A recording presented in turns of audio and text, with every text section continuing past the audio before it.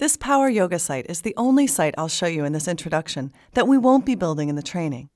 It's a bit too advanced for this Essentials program because much of the content displayed on these pages is coming out of a database.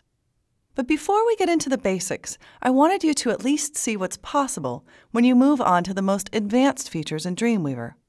For example, this page displays a schedule of upcoming workshops and retreats, and it pulls the listings out of a database and adds them to this page automatically.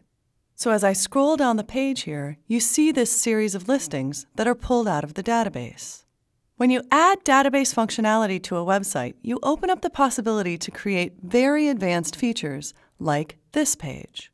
This administrative page, which is protected by a username and password, enables anyone with the right access to update the database and that page by simply filling out this form.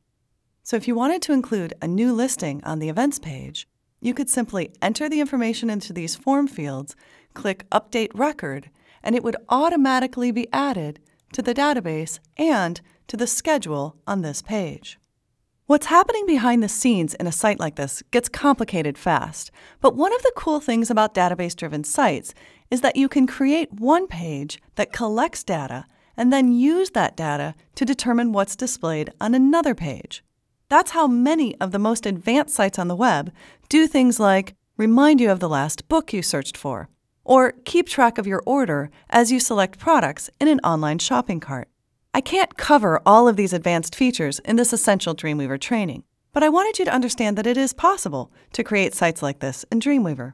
One other thing I feel compelled to mention at this point is that most of the big, complicated websites on the internet were not created by just one person. They were created by a team of developers. You don't have to learn everything there is to know about web design to be a web designer.